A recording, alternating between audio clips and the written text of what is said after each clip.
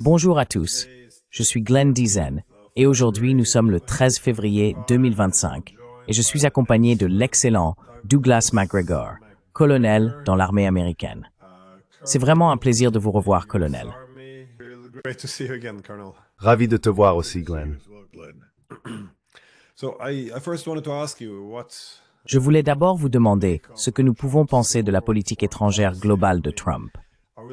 Je veux dire, assistons-nous à un repli pour économiser des coûts ou à une réorientation vers l'hémisphère occidental et l'Asie? Est-ce un effort pour créer un Israël plus grand ou pour se retirer du Moyen-Orient? Essaie-t-il de se réconcilier avec la Russie? C'est à cause de son style, qui a parfois semblé improvisé. Il semble être un peu partout. J'étais curieux de savoir comment vous évalueriez ces 3 premières semaines en fonction.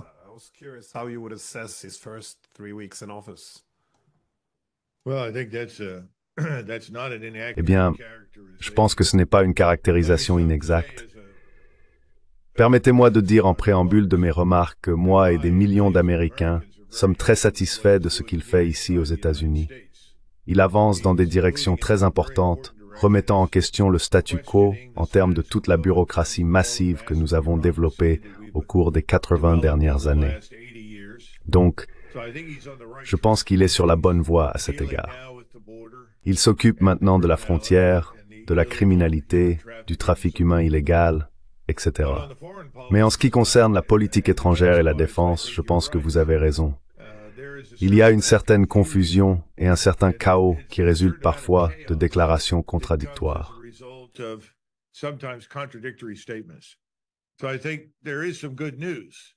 Je pense donc qu'il y a de bonnes nouvelles. La bonne nouvelle est que, pour la première fois, le président Trump et le président Poutine se sont réellement parlé au téléphone.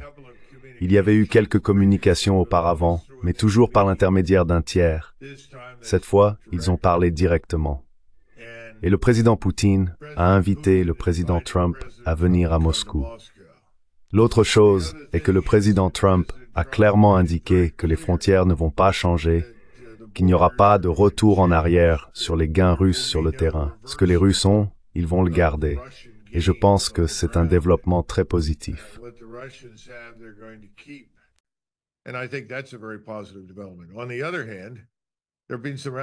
D'un autre côté, il y a eu des déclarations plutôt étranges qui n'ont aucun sens. Il veut continuer l'aide à l'Ukraine, en échange de quoi il s'attend à être remboursé en terres rares et potentiellement en pétrole. Cela va être très difficile, puisque les terres rares se trouvent sous les pieds des Russes, dans le Donbass, pas des Ukrainiens. Et je pense que le pétrole est là dans la mer Noire, mais je ne sais pas à quel point il est développé, combien de plateformes ils ont, et combien ils vont pomper en termes de barils. J'en ai aucune idée. Mais c'est un peu bizarre quand on s'arrête et qu'on pense que, grâce à nous, il y a plus d'1 million d'Ukrainiens morts parce que c'est nous qui les avons poussés à la guerre.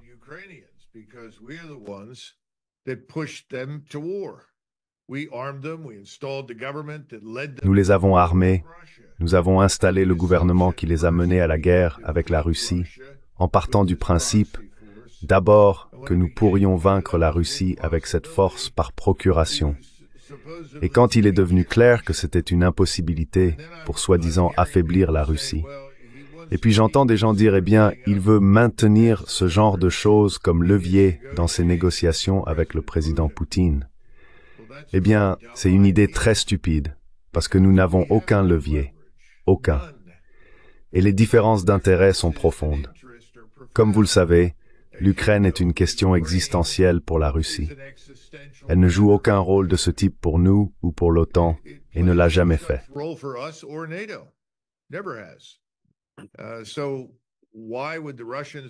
Alors, pourquoi les Russes seraient-ils prêts à faire des compromis bien au-delà de ce que nous avons entendu jusqu'à présent, qu'ils ont dit, et à permettre des troupes non OTAN ou non américaines en Ukraine? Je ne vois pas cela se produire. Je ne vois aucune sorte de zone démilitarisée. Je ne vois rien qui ressemble à ça. Donc je ne sais pas ce qu'il s'attend à obtenir et quel levier il pense avoir. Je penserais, s'il réfléchit stratégiquement, qu'il voudrait mettre fin à cette hostilité avec la Russie, point final, et enterrer la hache de guerre, comme on dit, et passer aux affaires parce que nous avons besoin de la bonne volonté de la Russie dans de nombreuses parties du monde. Nous aimerions avoir leur coopération. Mais au lieu de cela, j'écoute cette déclaration qu'il a faite hier.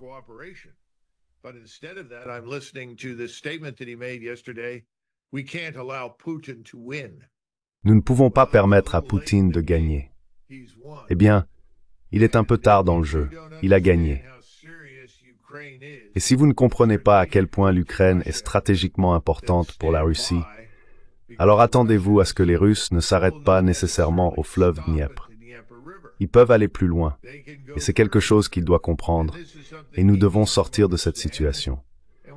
Mais vous savez, en même temps, ils parlent des Européens qui paient plus d'argent, ce qui est très peu probable pour leur propre défense. Et je pense qu'il sait, en privé, que très peu de gens en Europe vont faire quoi que ce soit pour se défendre jusqu'à ce que nous partions.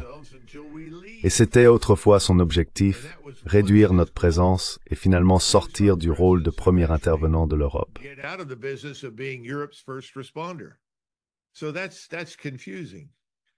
C'est donc déroutant. Et puis hier, il a déclaré qu'il envisageait de retirer nos forces de la mer de Chine méridionale, ce qui est bien.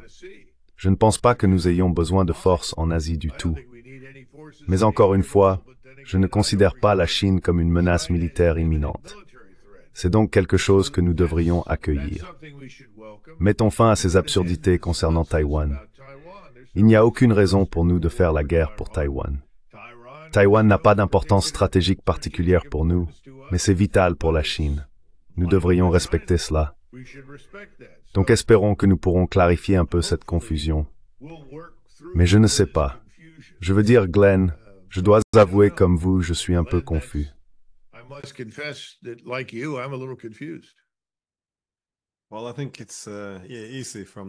Eh bien, je pense qu'il est facile de voir à partir du style de négociation de Trump. Il semble chercher à faire le plus de bruit possible afin de se donner un peu d'espace pour manœuvrer. Parfois, je me demande s'il y a une stratégie derrière cela, ou d'autres fois, je pense peut-être qu'il improvise simplement. Donc j'espère qu'il y a quelqu'un aux commandes, bien sûr. Mais en termes de temps qu'il reste en Ukraine, car, encore une fois, les options ici, comme vous l'avez mentionné, il y a un levier limité. Non seulement l'OTAN n'a pas tant d'armes à envoyer, même si elle le voulait, et les Ukrainiens ont maintenant des difficultés avec les effectifs.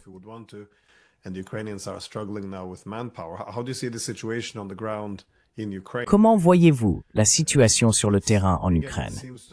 Il semble qu'elle se soit un peu dégradée depuis l'été, mais s'intensifie-t-elle? On a l'impression, du moins en regardant la carte, que les villages tombent plus rapidement. Mais étant donné qu'il s'agit d'une guerre d'usure, comment mesurez-vous et comment voyez-vous le développement de la guerre sur le terrain en ce moment? Je pense que les Russes continueront à avancer progressivement jusqu'à atteindre le fleuve Dniepr, puis ils prendront une décision.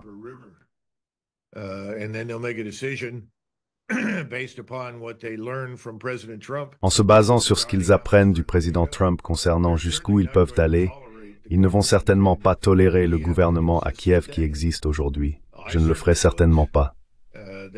Comment pouvez-vous négocier avec cet homme Zelensky? C'est absurde. Il a menti pendant les 3 dernières années, surtout. C'est un criminel. Il est corrompu. Combien de comptes bancaires a-t-il qui sont remplis de dollars américains qu'il a détournés avec tous ses amis et oligarques? Donc je ne vois rien de bon se passer là-bas. Je pense que les Russes atteindront leurs objectifs. Ils finiront par dénazifier, démilitariser et neutraliser l'Ukraine. Cela va arriver. C'est une question de rapidité avec laquelle ils veulent le faire, et cela va dépendre de nous.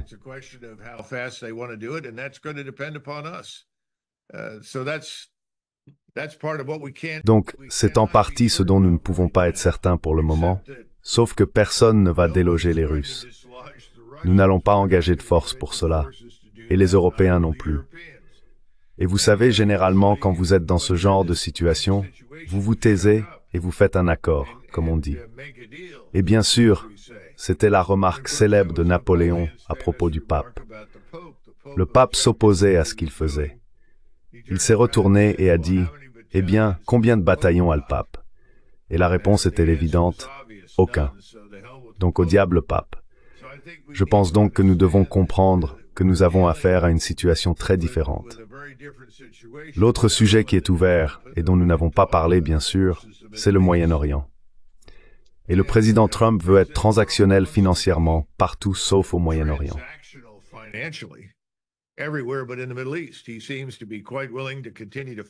Il semble être tout à fait disposé à continuer de financer les Israéliens.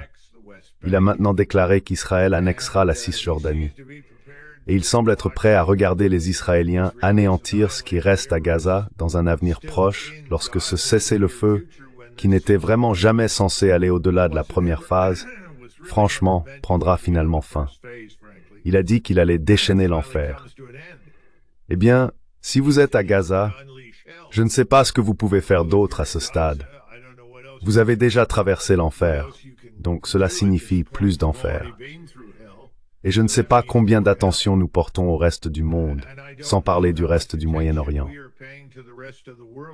Maintenant, nous savons que le ministre turc des Affaires étrangères et le chef des renseignements turcs étaient récemment à Téhéran.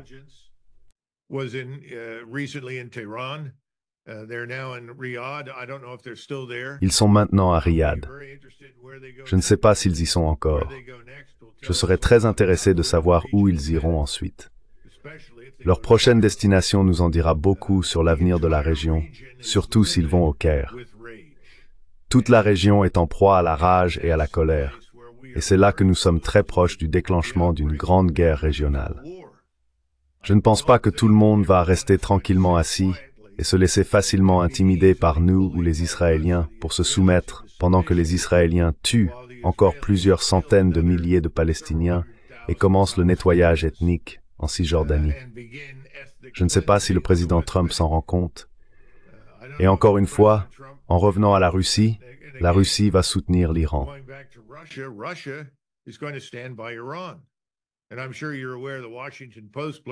Et je suis sûr que vous êtes au courant que le Washington Post a révélé quelque chose que nous savons tous, à savoir que les Israéliens vont probablement attaquer l'Iran dans un avenir proche. Ils ont dit dans les prochains mois, j'ai toujours anticipé cela en mars ou avril, et l'Iran est très bien organisé et préparé pour cela. Je pense que les Israéliens agiront seuls maintenant que nous leur avons donné cet énorme stock de munitions. Et je pense que ça ne fonctionnera pas. Et si cela se passe mal, ce qui est possible, il y aura une pression énorme sur nous pour intervenir et sauver les Israéliens, sinon les renforcer. Donc, vous savez, nous n'obtiendrons pas beaucoup de bonne volonté de la part des Russes si nous allons à Moscou et insistons pour que nous gagnions et qu'ils perdent, ce qui est une position un peu stupide à adopter sur l'ensemble de la situation.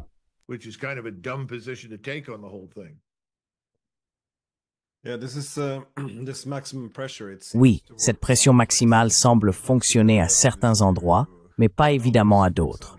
Par exemple, cela pourrait faire changer d'avis les Colombiens. Cela pourrait obtenir des accords sur le canal de Panama. Cela va probablement pouvoir intimider les Européens pour obtenir de bons accords de base au Groenland. Mais, avec les Russes, quand il s'agit d'une menace existentielle, et aussi, quand, comme vous l'avez dit, il n'y a pas de levier, c'est très étrange quand ils parlent, vous savez, de la faiblesse de leur économie et d'1 million de soldats morts, ce qui est un chiffre très étrange à avancer.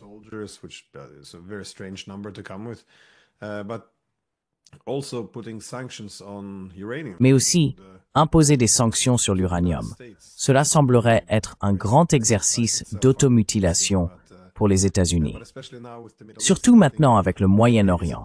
Est-il possible qu'il essaye simplement d'obtenir un bon accord avec les Iraniens ou de secouer la région? Mais est-ce que Netanyahou mène? Est-ce qu'il mène Netanyahou? Ou est-ce que Netanyahou prend le dessus sur lui en le préparant à un conflit avec l'Iran? Parce que je ne doute pas qu'il pense qu'il est aux commandes, mais il est difficile d'obtenir de la clarté à ce sujet. Et aussi, à quoi va ressembler Trump s'il a déjà déclenché un compte à rebours? Était-ce samedi qu'il allait déchaîner l'enfer sur Gaza? Oui, supposément.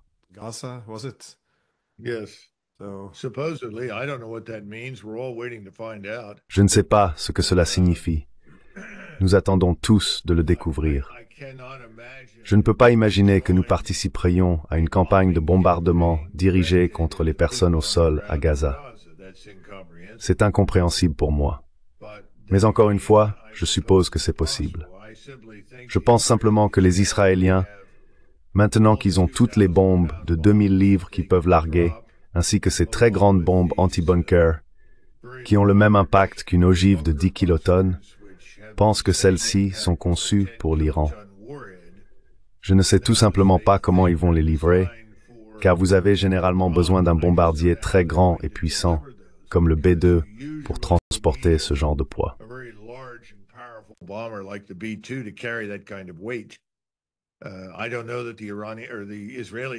Je ne sais pas si les Israéliens ont des bombardiers à proprement parler, donc je ne sais pas ce qu'ils vont faire.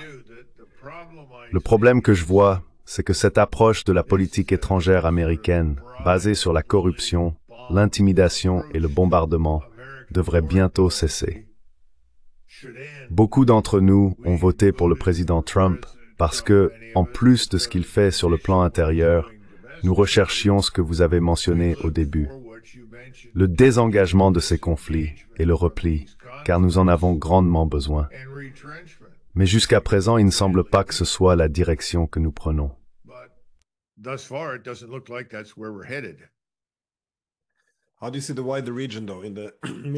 Comment voyez-vous la région au sens large, cependant, au Moyen-Orient, réagir à ces menaces de Trump? Encore une fois, même si ce ne sont que des tactiques de négociation, suggérant qu'il va nettoyer toute la bande de Gaza, de chaque Palestinien, et ensuite posséder Gaza, en faire un territoire américain, en quelque sorte, presque le fusionner avec Israël. Cela ne peut pas être très populaire dans la région. Avez-vous déjà vu des réactions ou des conséquences de cela? Ou comment voyez-vous la situation évoluer?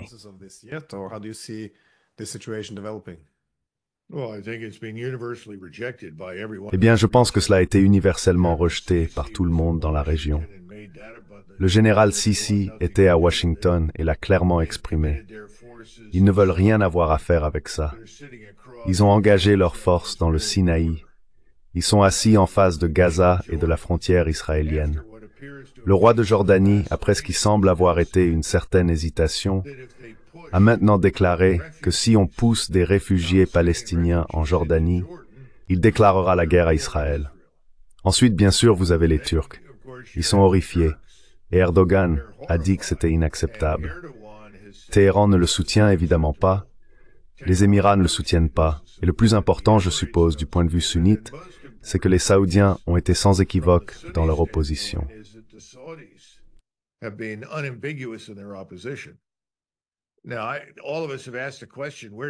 Maintenant, nous nous sommes tous posé la question, d'où cela vient-il? Et maintenant, je vois beaucoup de preuves de personnes qui suggèrent que le gendre du président Trump était à l'origine de cette idée d'éliminer essentiellement les gens à Gaza. Bien que je ne pense pas que ce soit une idée unique en Israël, je pense que cela a été envisagé depuis longtemps. Mais le point est qu'il existe des choses telles que la moralité et la loi.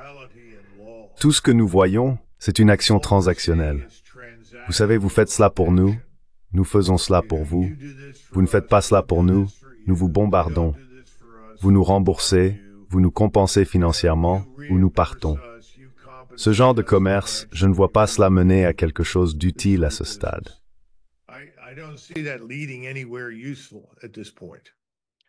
Je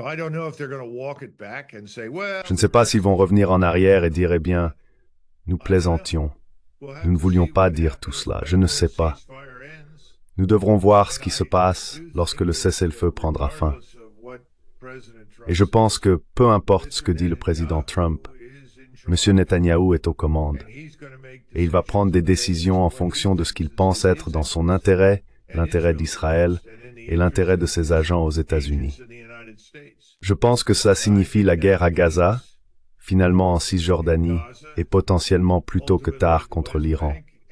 Il n'y a aucune incitation à attendre si vous êtes israélien et que vous regardez l'Iran.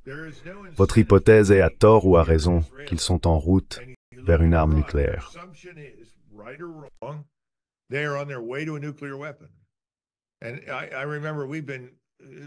Et je me souviens que nous avons écouté d'anciennes déclarations de Netanyahou et d'autres.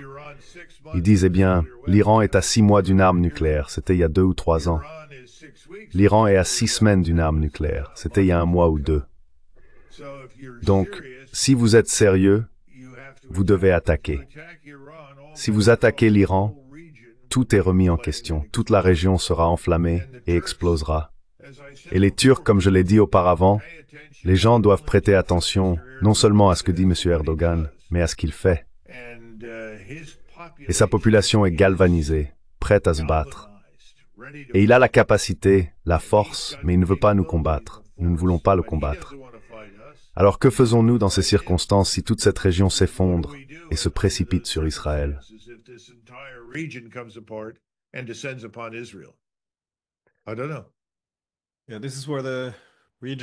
Je ne sais pas. Oui, c'est là que la région devient plus confuse également, car pour la Turquie, le nouveau gouvernement djihadiste en Syrie semble être bien sûr leur proxy.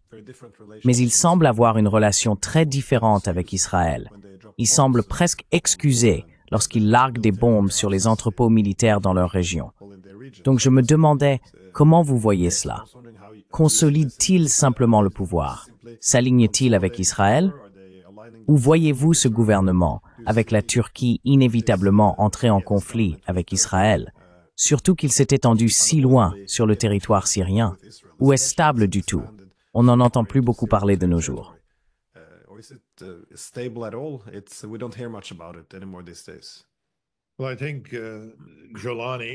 Eh bien, je pense que Djelani a été conseillé par certains Tchétchènes qui travaillent avec lui au nom de Poutine pour réparer les relations avec les Russes. Donc les Russes restent, ils ont toujours un intérêt en Syrie et ils vont être impliqués d'une manière ou d'une autre. Erdogan a clairement indiqué à Djelani que les Russes restent. Maintenant, vous venez de soulever autre chose. Erdogan a déjà dit que les Israéliens qui sont en Syrie doivent partir. Les Israéliens ne partiront pas volontairement. Et rappelez-vous, tout cela est à proximité de Damas, qui est un site très important dans l'islam et pour les Turcs. Donc je suis sûr qu'Erdogan finira par visiter Damas et prier dans la mosquée des Omeyyades.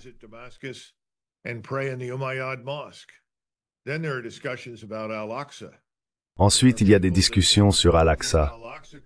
Certaines personnes pensent qu'Al-Aqsa pourrait être démoli par les Israéliens pour qu'ils puissent avancer dans la construction de ce temple.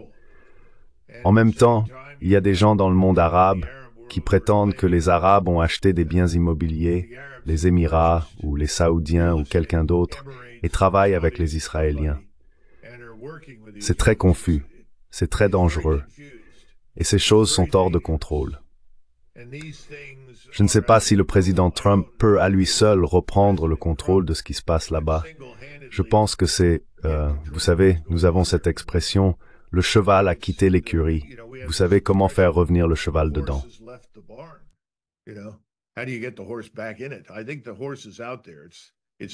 Je pense que le cheval est déjà parti. Il est parti. Donc je pense qu'une guerre éclatera inévitablement entre les Turcs et Israël. La question est quand? Pas plus tôt que nécessaire, car Erdogan a beaucoup à faire. Il a de plus gros poissons à frire. Rappelez-vous, il revendique la majeure partie du nord de l'Irak comme faisant partie de la Turquie. Et cela a été le cas pendant des centaines et des centaines d'années. C'est l'Empire ottoman. Il en va de même pour la Syrie. Donc il va avancer prudemment.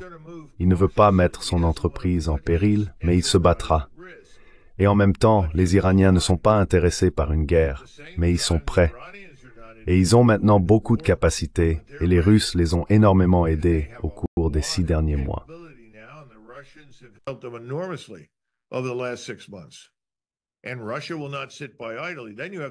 Et la Russie ne restera pas les bras croisés. Ensuite, vous avez les Chinois. Ils ont augmenté la taille de leur flottille navale dans l'océan Indien et ils vont tout faire pour s'assurer que le détroit d'Ormuz reste ouvert, car ils dépendent de l'accès à ces détroits. Donc, je ne sais pas comment ça se passera si ces détroits devaient être bloqués pour une raison quelconque ou si les installations pétrolières en Iran sont détruites en conséquence. Il y a tellement de choses qui peuvent mal tourner à ce stade, Glenn. C'est difficile à estimer. Et puis nous voyons beaucoup de preuves que les Israéliens travaillent en étroite collaboration avec les Grecs. Et les Grecs semblent être prêts pour une guerre avec les Turcs.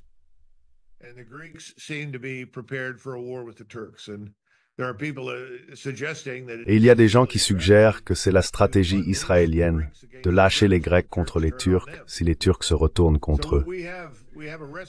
Nous avons donc ici une recette pour le désastre. Et je ne pense pas que quiconque y réfléchisse sérieusement en ce moment à Washington. Et nous n'avons même pas encore parlé de l'Égypte. Bien sûr, les Égyptiens ne font pas confiance aux Turcs. Ils s'inquiètent des frères musulmans. Les Jordaniens non plus. Ils voient cela comme une influence pernicieuse et mensongère, les frères musulmans. Et M. Erdogan est l'homme qui dirige les frères musulmans dans la région. Je veux dire, toutes ces choses tournent un peu dans ce pot de mécontentement. Donc à ce stade, presque tout est possible.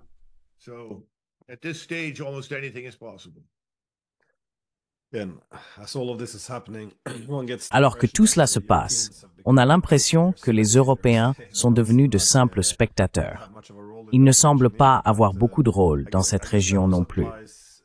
Mais je suppose que cela s'applique aussi au conflit en Ukraine avec les études européennes, car ils semblent avoir perdu toute l'influence qu'ils avaient auparavant. Et nous venons de voir le secrétaire à la défense des États-Unis, Lloyd Austin, faire ces déclarations, selon lesquelles, dans un règlement, il faudrait être réaliste que l'Ukraine n'obtiendrait pas l'adhésion à l'OTAN. Il serait peu probable qu'elle récupère son territoire. Et aussi, dans toute garantie de sécurité, les États-Unis veulent se retirer. Cela vise également à ne pas impliquer l'OTAN. Et ils ont conclu en disant que oui, les États-Unis ne se concentreraient plus principalement sur la sécurité européenne. Vous pouvez donc imaginer la panique qui règne en Europe où ils ne peuvent pas imaginer la vie sans être dirigés par les États-Unis.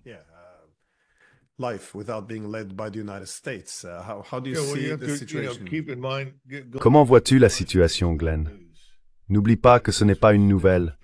C'était l'intention du président Trump lorsqu'il était en fonction, et je l'ai fortement soutenu.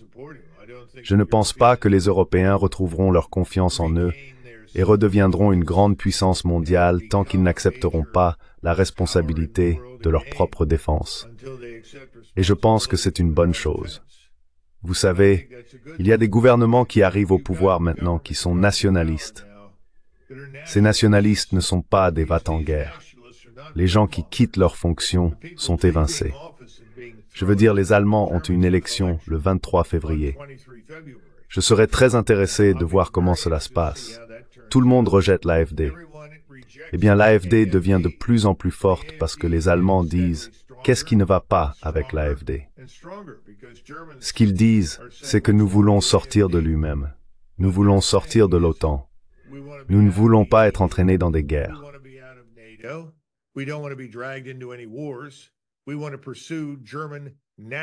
Nous voulons poursuivre les intérêts stratégiques nationaux allemands. Eh bien, c'est une bonne chose si vous êtes allemand. Vous entendez certaines des mêmes choses ailleurs en Europe, certainement en Slovaquie, en Hongrie, en Autriche. Donc, c'est sain. Et je pense que tout cela va changer la situation pour le mieux. C'est pourquoi je pense que le président Trump devrait en profiter et se retirer. En d'autres termes, mettre fin à l'aide, nous retirer d'Ukraine, puis dire aux Européens et aux Russes que nous soutiendrons toute solution qu'ils proposeront. Nous acceptons la neutralité. J'ai toujours dit que la neutralité autrichienne, que je pense toujours être le bon modèle. C'est un modèle que les Russes connaissent. Donc ce serait une bonne chose.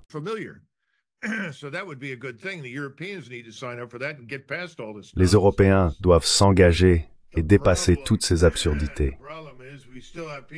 Le problème, c'est que nous avons encore des gens qui veulent s'en mêler. Et ils diront, eh bien, vous êtes en retrait. Vous n'êtes pas un partisan de l'Amérique d'abord parce que vous ne voulez pas dominer. Eh bien, je suis un partisan de l'Amérique d'abord parce que je ne veux pas dominer. Je veux dominer chez nous. C'est pourquoi j'ai dit au début de cela que je soutiens ce que le président Trump fait ici aux États-Unis. Je pense que cela devrait être notre priorité. Je pense qu'en privé, il le pense aussi. Mais je pense qu'il est entraîné dans certains événements et endroits par les personnes qui ont détourné notre gouvernement il y a longtemps, et ça a été un désastre. Nous devons limiter nos pertes et sortir de ces endroits.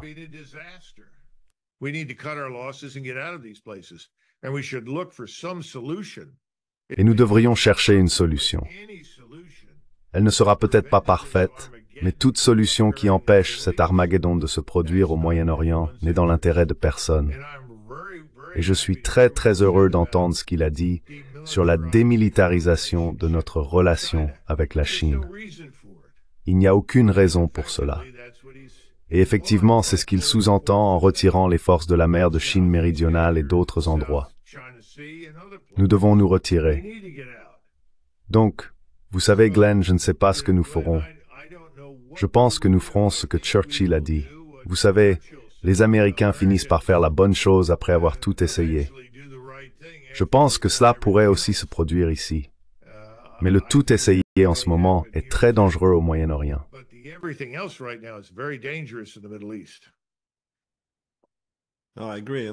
Non, je suis d'accord. Et j'ai vu les Britanniques, ils ont dit, eh bien, si les Américains quittent l'Ukraine, nous prendrons le relais, porterons le poids. Mais je ne suis pas sûr.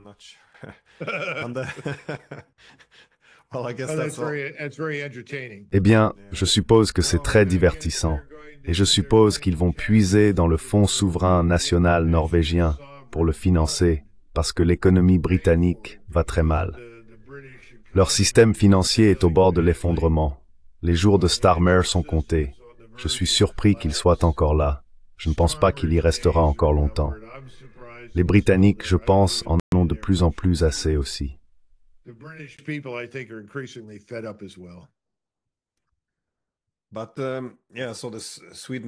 Mais oui, donc la Suède déclare que non, ce n'est pas encore fini.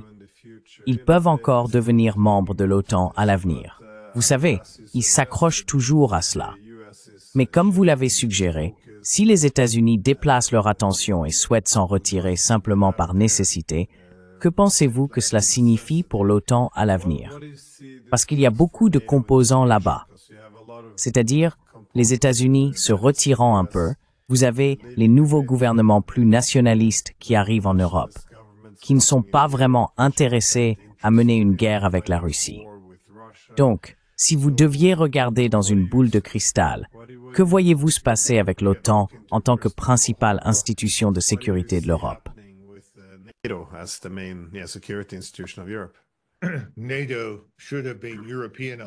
L'OTAN aurait dû être européanisée en 1992. En d'autres termes, lorsque l'État soviétique s'est effondré, que le pacte de Varsovie était hors service et que l'Allemagne était réunifiée, il n'y avait pas de véritable nécessité pour l'OTAN. Si vous revenez à cette époque, vous vous souvenez de tous les éminents à Washington et de leurs amis mondialistes en Europe qui couraient partout en disant que si l'OTAN n'était pas hors zone, elle était hors service. Ils ont donc commencé à chercher des endroits où ils pourraient intervenir militairement. Je pense que cela a été un désastre pendant plus de 30 ans. Je ne pense pas que ce soit quelque chose que les Européens veulent, et je sais que les Américains ne le veulent pas. Donc je pense que de ce point de vue, l'OTAN aurait dû disparaître. Je pense qu'elle le fera. La question est comment?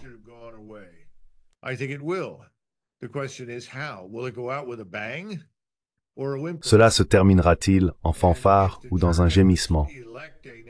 Et si les Allemands élisent un gouvernement nationaliste qui dit qu'ils en ont assez de l'OTAN, alors nous partons. Nous devons quitter l'Allemagne. Nous aurions dû partir de là au milieu ou à la fin des années 90. C'est juste ce grand mythe que si nous ne sommes pas là à tenir la main de tout le monde ou à les tenir à la gorge, il y aura des guerres, des conflits et des désastres.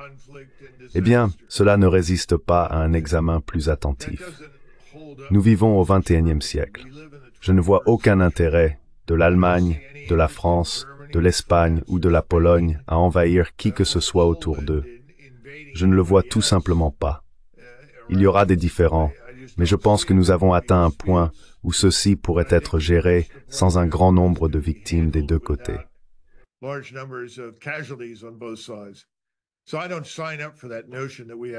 Je ne souscris pas à cette notion selon laquelle nous devons être partout, mais c'est encore une croyance fortement ancrée chez beaucoup à Washington. Vous les avez entendus au Sénat. Vous savez, Lindsey Graham. Il cherche constamment quelqu'un d'autre à bombarder, franchement. Ouvrir une nouvelle guerre, ouvrir un nouveau front, nous garder engagés quoi qu'il arrive. Eh bien, je pense que ça doit cesser. Et je pense que ça va d'abord cesser en Europe. Cela devrait également cesser en Asie. Le dernier endroit où cela cessera est le Moyen-Orient, car il y a beaucoup d'argent derrière le gouvernement des États-Unis en ce moment, influençant les politiciens pour les amener à faire des choses que la plupart des Américains ne feraient jamais.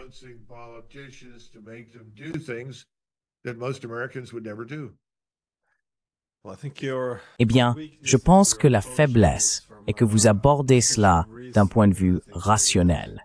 Je pense qu'en Europe, ils croient encore que les Russes ne se contentent pas de planifier l'invasion des États baltes, mais qu'ils pourraient venir pour la Pologne. Donc, nous avons créé un univers différent pour nous-mêmes ici. Et c'est assez absurde si vous observez le discours actuel. Quoi qu'il en soit, j'aurais aimé vous poser des questions sur le commentaire de Rubio concernant la fin de l'ordre mondial unipolaire. Mais j'ai peur que nous n'ayons plus de temps.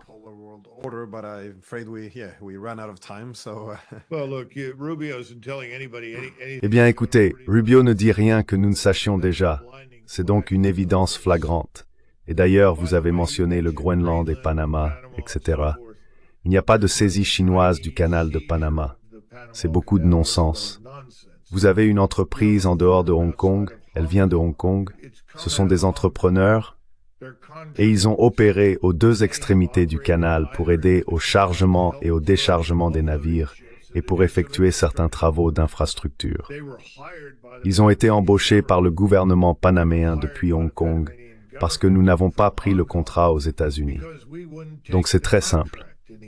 Si vous êtes inquiet de ces Chinois qui chargent et déchargent des navires à chaque extrémité, appelez Hong Kong. Rachetez le contrat. It is an American là-bas pour du fait.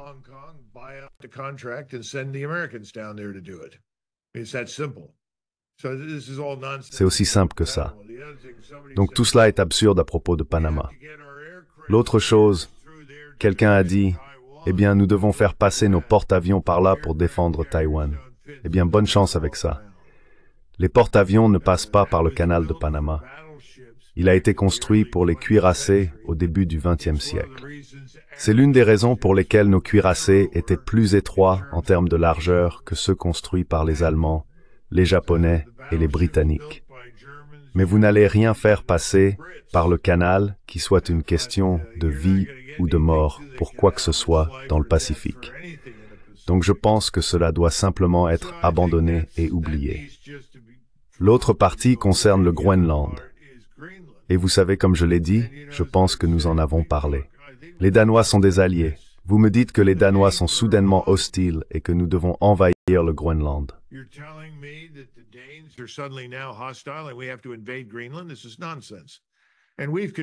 C'est insensé.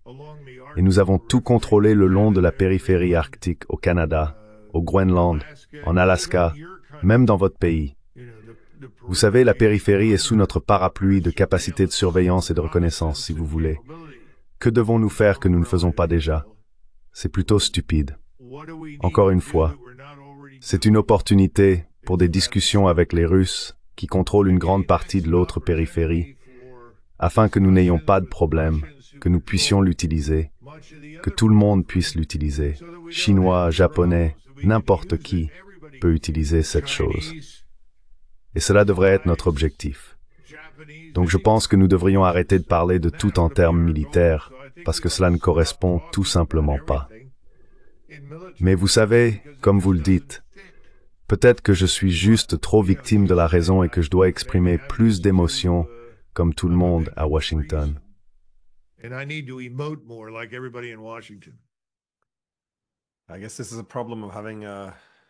Je suppose que c'est un problème d'avoir un empire qui n'est plus basé sur la géoéconomie, mais sur le militaire. car comme on dit, quand tout ce que vous avez est un marteau, tout ressemble à un clou. Je pensais que c'était aussi une approche militaire étrange de vouloir restaurer une certaine influence sur le canal de Panama ou le Groenland.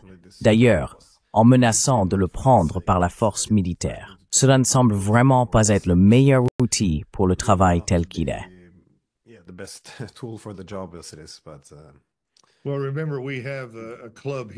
Eh bien, souvenez-vous, nous avons un club ici aux États-Unis, et ce club s'appelle le Club des bombes. Et chaque fois que vous parlez de l'utilisation de la puissance militaire, de l'armée américaine, ils applaudissent tous « Hurrah, hurrah !» pensant que la destruction et le bombardement démontrent notre grandeur au monde. Eh bien, nous avons démontré quelque chose à tout le monde au Moyen-Orient, et c'est notre mépris insensible pour la vie humaine, et cela doit cesser. Il existe quelque chose comme la moralité, et il existe quelque chose comme la loi. Maintenant, nous n'avons que du mépris pour le droit international. La loi est ce que nous disons qu'elle est. Mais la vérité est que ce n'est pas tout à fait juste. Et cela va nous causer beaucoup de problèmes parce que tout le monde sait que sans nous, rien ne se serait passé à Gaza.